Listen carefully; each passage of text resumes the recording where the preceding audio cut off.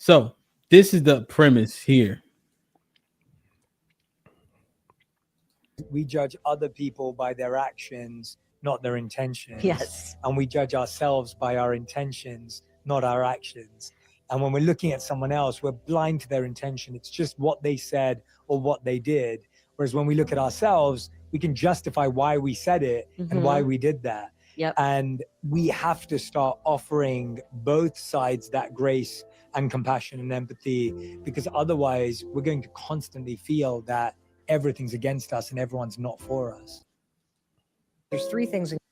So this is why this is important as we continue to have the conversations, right? Because we don't care about nobody. Ronnie said that was him. We don't care about nobody's intention when we having a conversation. If we don't like how it sounds based on how it's delivered, intentions don't matter, but we want our intentions to be considered. How genuine is the conversation? Is somebody trying to hurt our feelings? Even when we dealing with women, as an example, in the conversations or in real life. Like, disrespect is so subjective. But intent never matters unless we the one delivering the information. What y'all think about that? I'd agree to a point. But then, like I said, there's a clear delineation where you can tell when a person is being either malicious in it or intentionally trying to, be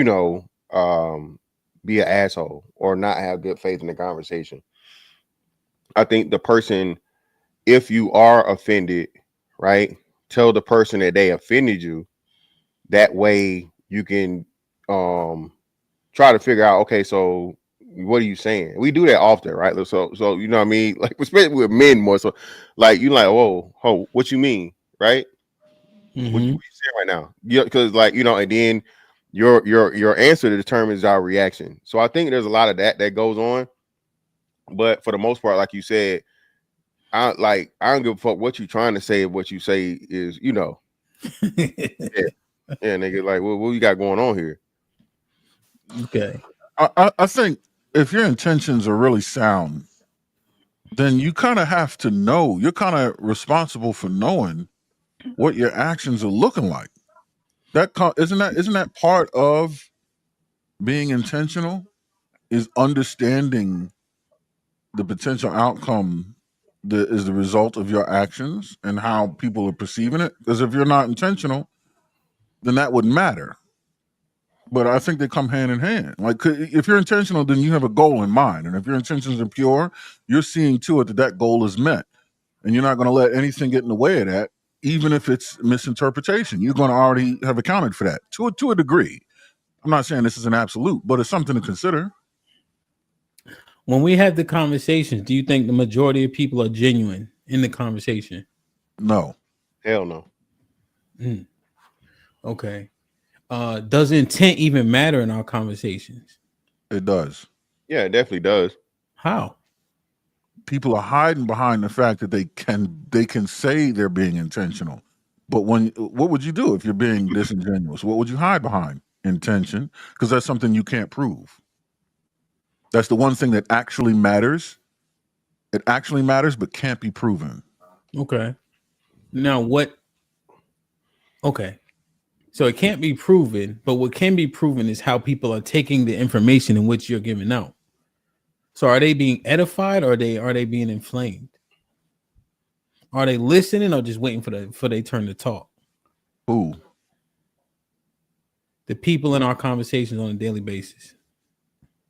No, most of them are just waiting for their turn to talk. Most of them just want to get their shit off. Most of them don't understand the dynamics of a conversation or a discussion, right? So, shout to Jalen. I'm not. This is not a shot, but like, people don't even understand. Like, even though something may not be necessarily a debate, a discussion is. If me and you have opposing thoughts, at the very lowest of points, it's a debate because now you have your side, I have my side, right? And that's what most of these platforms are. Anytime you have especially multiple people, If you're just 1 to 2 people and you guys are like-minded and so on and so forth, and you usually coincide with things, hey, it might not be that many discussions, debates, or whatever on the situation. But you clearly, the way we set it up here, right? You know, on Mondays or whatnot, then you and Sherelle on Tuesdays, and even the women TLV, more likely than not, they're going to be opposing sides because you have so many different personalities, and a lot of people don't even understand that basic premise. Yeah, which should be fine, right? I guess the intention is always assumed, right? But it's just funny, like the reason why it's important to start with the DUI thing is he took a life, you know, but we can understand his intent, and so therefore he deserves leniency. No, I don't believe he deserves any leniency. No, I don't believe he deserves leniency, even in neglectful situations. I feel like the punishment should be like, you know, to the extent that it's due. Like Aaron said, right? I don't think the person that killed someone in a DUI situation, my bad, I'm sorry, delete someone in a DUI situation is the same as someone that purposely and intentfully takes somebody's life. You feel me? You both should be punished, but to the degree, because like in the being that the law makes a delineation in it, I mean, I think it's a justification of us making a delineation in it. Because of the law? Yeah, the law makes it, yeah, murder 1, murder 2, murder 3, involuntary manslaughter, voluntary manslaughter. You have different levels of homicide. Law aligns with morality? You know it does. What are you talking about? The law is based off the principles of the morals of the people setting them. Yeah, so it's based off morality? Yeah. It tries to adhere to morality, but it doesn't necessarily follow morality in lockstep. Yeah, lockstep. Yeah, it's the framework, it's the basis and the foundation. But like you said, like I said, like, and then like you have to make the law is like, okay, there are levels, right? So like I said, you have manslaughter and you got murder, right? Those are 2 different things, and it's all to do with intent, planning, intent, the way it was done, you know, all those different things. Okay. But the thing about it is, right, I'm being, what's the word? Negligent. Mm-hmm. So I'm negligent, therefore I get a lighter sentence. Yeah, because you didn't mean to do it. But the person's still dead. Yeah, the person's still dead, but they're unintentionally dead. Or even, hey, fuck it. Hey, they're dead, but we both shooting it out. Mm-hmm. You feel me? That's So, mutual combat. but that's what I'm saying. But somebody ends up, you know, losing their life in the process. So, But we agreed. well, no, you didn't agree. Yeah, if we both shooting, we agree. Right? Well, let's say fighting then. You're right. Shooting is clear, but we fighting. So we both fighting. And then somebody, I told you, like, shout out to RP Freddie Cole, the dude I told you about, to end up going to prison because he got in a fight with a J, right? Mm-hmm. You fighting a nigga and he fall down and hit his head on the back of the concrete. Now he out of here. Mm-hmm. Your intent was to protect yourself and hurt him. You weren't trying to kill him, but he died. Bludgeoning. I'm sorry, go ahead. But you talking about violent mutual combat acts. That's what I'm saying. And outside of weapons being used or whatever, and like I said, that's why I don't think people understand how deadly like fights are. Is why you don't just fight people randomly. Yeah. If we using guns and knives, hey, yeah, somebody, hey, this ain't Call of Duty, motherfucker. Somebody dying. All right, play the music, right? Mm-hmm. But if you're in mutual hand, you know, physical combat, or even hell, using like sticks and bats and shit, you know, motherfuckers don't think. You know what I mean? We watch so many movies, Hemp. Goddamn. Niggas think you can motherfucking hit them like Barry Bonds and they just, you know, get up and shake that shit off and, oh, nigga, I'm good. Like, no, nigga, hey. I understand. No, I understand the concept. I'm just looking at it though. It's like intent is so easy in the most egregious situations where we want to consider it. You know?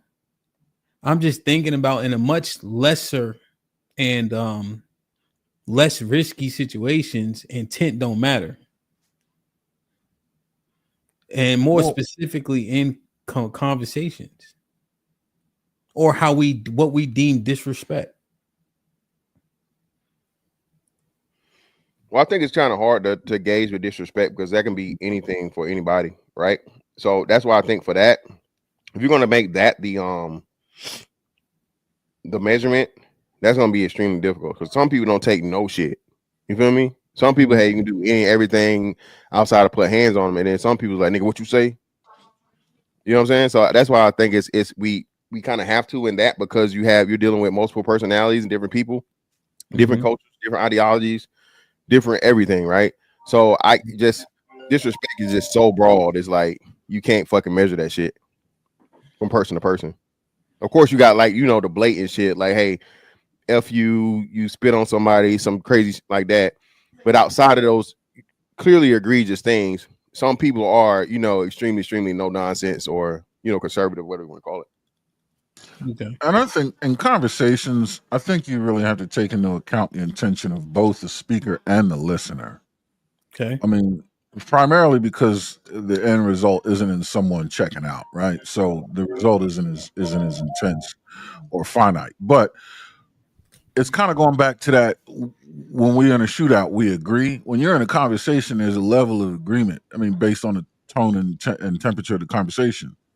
And if it's a contentious conversation, there's an agreement there that says, well, we're at least disagreeing.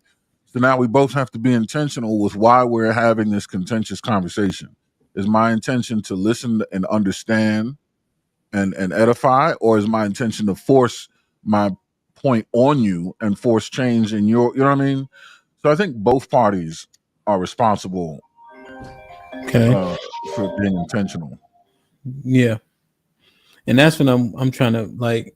And so the reason why I went to the extreme regarding situations like this is because I find that we consider intention a little bit more. You know, when we get in our conversations, they get very contentious very quickly, because simply intent doesn't matter. Right? When people don't like what you're saying, the edification is dismissed. You know, even when we're dealing with women, like disrespect, what happens and doesn't happen. And I don't think they, let me play this clip real quick. Hold on. Let me get this phone real quick. Let me play this clip so you guys can see, because I think we need to have a little bit more understanding here,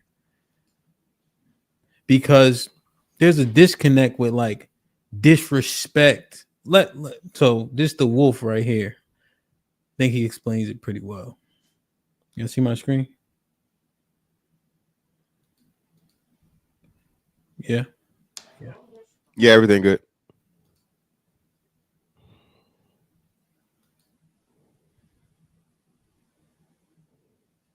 How men form brotherhoods through loyalty, because a lot of us go through things together to be able to determine the level and the threshold in which we trust our friends. Like the love could be love. That's my dog. I love you for who you is. But I've been in these environments and these circumstances, and I've seen how you moved for me or for the betterment of the friendship, for the betterment of the brotherhood, where it's like you never made me feel like I had to question your loyalty. You follow what I'm saying? Because we thrive off respect and loyalty. So it's like when we see our women do things that appear to be disloyal, they don't understand loyalty the way we understand loyalty. They're loyal to how they feel in a moment. And their loyalty in most cases is to the end result that best serves them. Whereas though we make sacrifices as men, when you're a good dude, genuine dude, that don't always often benefit us the most, because it's embedded in us. So it's like when we sit here and we understand the level of sacrifice we're willing to make for our woman, and we can't even us in our absence, it comes off as the ultimate betrayal. Like we could walk away prior to be, we don't gotta wait to be cheated on to be heartbroken. I'm heartbroken the moment you was talking about me in a certain way to your friend to diminish my character. I'm heartbroken the moment you paint me out to the kids to be a certain way because you mad. I'm heartbroken the moment that you show me you don't got my back because I could be trying to do something and you ain't even being supportive in a certain way. Like the heartbreak for a man start based on a lack of loyalty and a lack of respect. So if a woman is disrespecting us and we want to remove ourselves, that's when we checking out of it, because it's like, I'm not about to go back and forth and disrespect you. You already showed me you don't respect me. That's how men form brotherhoods, through loyalty. Because is he right? Yeah. He's right in what he's saying. The women definitely, yeah, loyalty is definitely predicated on one sense of duty. Right. So if I do something to display loyalty, it doesn't necessarily have to benefit me. Okay. And that's the sense of duty, right? That's what duty does. You do a thing because you're bound by duty to do the thing because it's the right thing. Whether or not it benefits you is inconsequential. I think men are more inclined to move in that direction. Yeah, we'll quickly take emotional out of it or feeling like we're getting a benefit out of it. Okay. Take one for the team is the. Do women Yeah, understand this? Do women No. understand taking one for the team? no, Mhm. They Well, understand it. They don't employ it. I don't think they understand it. Even women that tell you that with the in between themselves is why women say they don't have female friends a lot. Women, it's in a woman's nature to be extremely selfish, and like I said, the shit you talking about justifying shit in your own head for your own purposes. That's a woman's MO, man. And it's not me. I'm just angry fan. Women say this. So I'm going off of what women say about women. So with women naturally being that way in their nature, I don't think they can truly grasp loyalty, duty, and then, like you said, the changes you have to make for that person. More often than not, like you said, a man's, I know you, funny, do I look fat in this? Aaron gave that the great, no, you don't look fat in this, but hey, wear this, right? A woman, on the other hand, asking you something about you, hey, you need to get your fat ass in the gym or some shit. And we just, you taking you going ahead, so on and so forth, right? Men are not built to be so sensitive. So when women have the opportunity, fuck it. The thing you showed where the man had the wire, remember? And she made the joke. Yeah. You know what I mean? This man was clearly in a very deep, lifelong assessment situation. And his wife, daughter, whoever that fucking was, you know what I'm saying? So yeah. Okay. Oh, So Jets hat. Yeah. so they don't understand it. Is what Mr. Fantastic saying? Aaron saying they do understand it. Do you think the majority of the men would agree with you or Mr. Fantastic, Aaron? Majority of men would probably would agree with Mr. Fantastic. And so could we look at intent? And that's the reason why I kind of went to that portion: murder, manslaughter, murder to negligent homicide, right? Because we can calculate it when somebody took a life.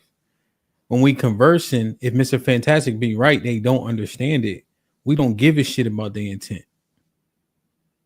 It's what they said, how they said it. They don't understand what we deem disrespect. So how do we apply us being logical if we get upset when they don't understand this shit because they not built like that? Well, I think like that's where you employ training, right? Or like you said, I think, and this is something that men are finally starting to do for the first time, and now you're being critical of it because in this time that I've been doing this, what I finally come to understand and realize is that women, you said it here, women aren't, if it's in a woman's nature, is she truly being malicious? It's not that she's being malicious, she's just being a woman, right? So if it's in a woman's nature to be selfish, okay, can you blame her for fucking being selfish? If Joy Taylor is a perfect example. If a woman uses her body to motherfucking make it to the top, tippy top of finances and success and notoriety and all these different things, and that's in a woman's nature, can you blame her for it?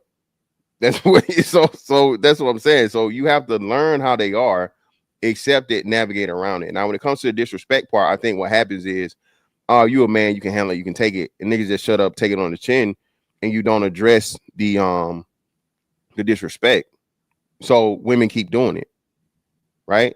If you like, hey, whoa, no, and people, and what's crazy, if you listen to the pimps and shit, they do that. Some of the most diabolical people on the fucking, but as soon as the hoe get out of line and she do something he don't like, what he do? She out of pocket, she puts him in he puts her in pocket, right? So what happens is most men don't, you know what I'm saying? I'm not trying to correlate that. That's just what came to my mind. But most men don't address women when they're disrespectful. We just like, whatever, fuck it. And I think we're in the process of learning to do that, to try and correct that as much as we can on a personal, if not, overall societal level. Okay. You know why I think women understand duty? One word. maternity.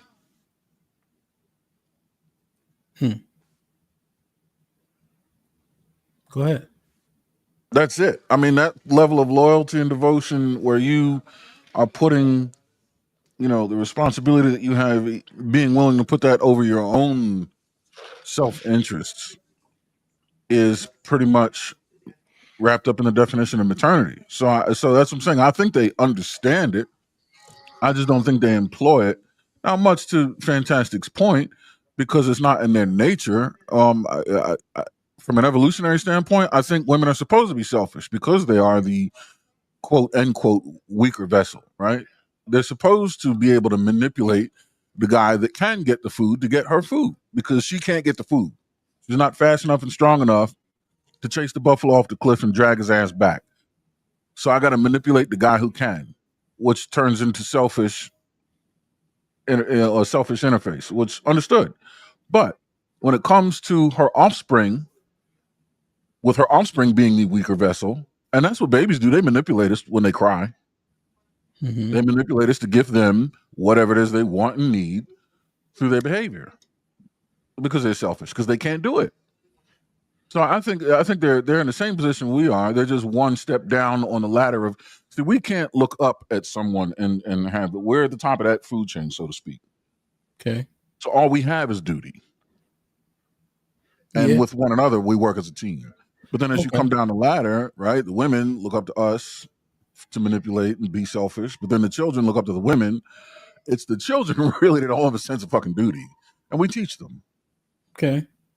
All right. So, okay.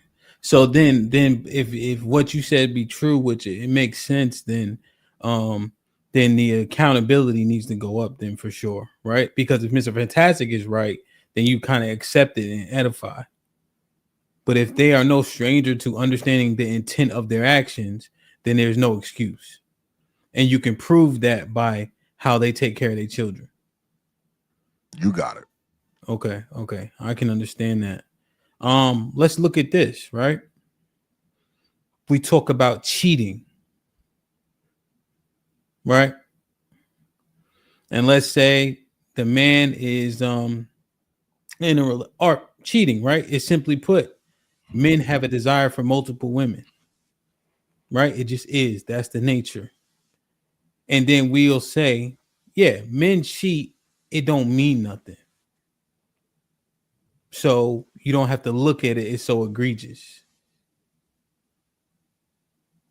Right? So if a woman cheat, that means she's invested. If a man cheat, it's just sex. You heard that before? Of course. So you see where I'm going. So the intent and the action, right? Because our intent isn't as egregious, essentially, the action is justified. See, the shit be moving everywhere. Like, because then we judge ourselves based on our intent. The intent is determined when the relationship was formed and when you agree to be monogamous.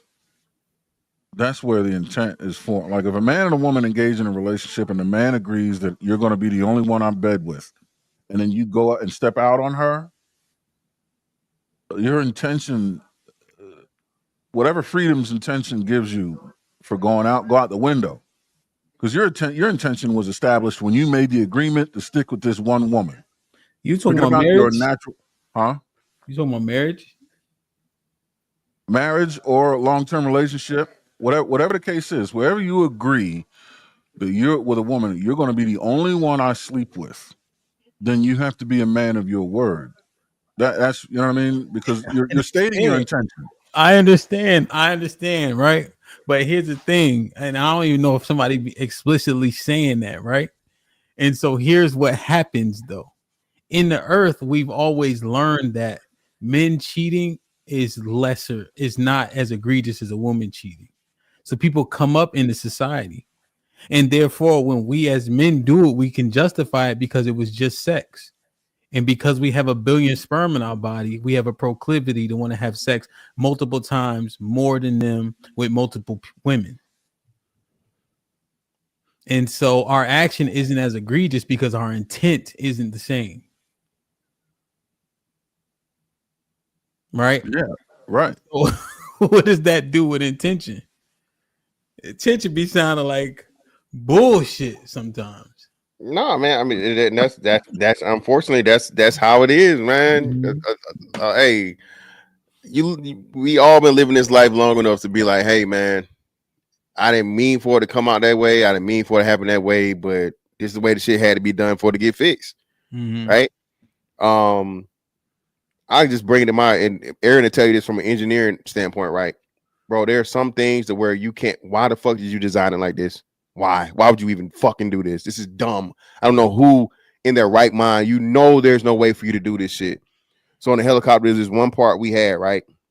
You had this little bitty ass fucking nut that was in this position as to where you had to lay down, turn backwards, feel for it blindly, all this shit. The fucking nut was like a fucking 3/8 nut, self-threading, but you only had like, I'll say like a 1/4 inch to less than a 1/2 inch of fucking thread. And then I gotta torque that motherfucker to specification. Bro, and you know, for us, and the maintenance shit is serious, so you gotta do everything for the book, by the book. But it comes to the point where even in that, where something that, what's the name? Hey, we know you can't torque this motherfucker, bro. So you get it, as we call it, Guten tight. You feel me? You put that motherfucking German motherfucking engineer in that motherfucker, and you get that motherfucker tight as you can get it. Aaron know what I'm talking about. And it that's how it come out sometime, man. I'm sorry. And you know what's fucked up for us? That's just how we are. Like you said, like Jay said, hey, I was just fucking them girls. I was gonna get right back. But that's why I say you never give your word on some shit till you ready. Women swear. That's the way to just be real with me. Just be real. Well, hey, listen, baby. Right now, I'm not really trying to get in no serious relationship because I want to try these other pussies out. Oh, you bullshit. What you want me to do? You want me to get with you, and I'm not ready to settle down for your pussy. Your pussy good. Now, it's all right. It's hidden. But I got a couple more I need to sample before I say I want to get with yours for life or for these years and put myself in another motherfucking, dick prison sentence. You feel me?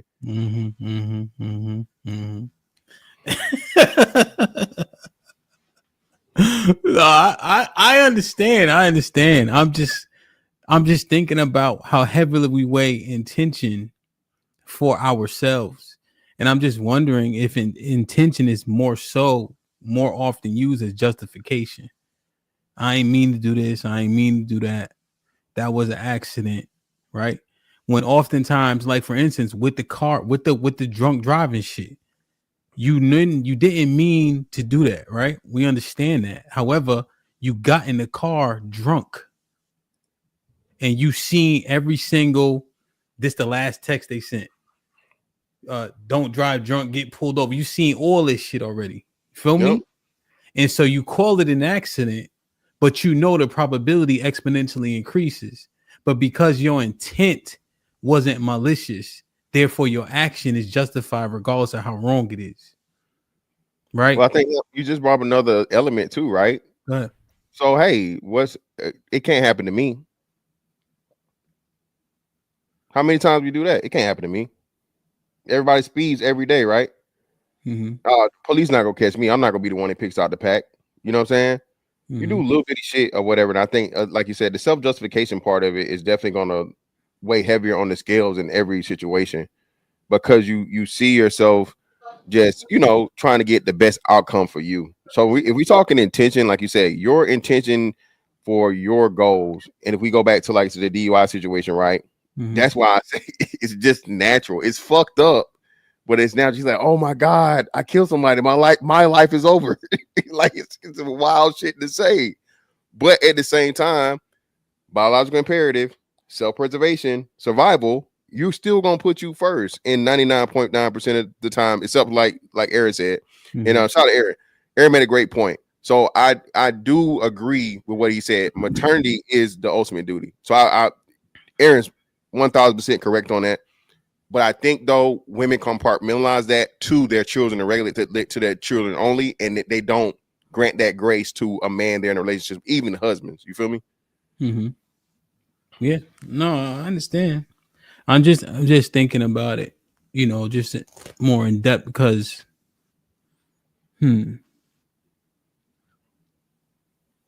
because the intentions just, you blur intentions so often in so many situations, you know, and then I think that it becomes an overwhelming issue when your intentions make it okay, but you never consider other people's intentions when they come across you, because all I guess you can judge is your actions.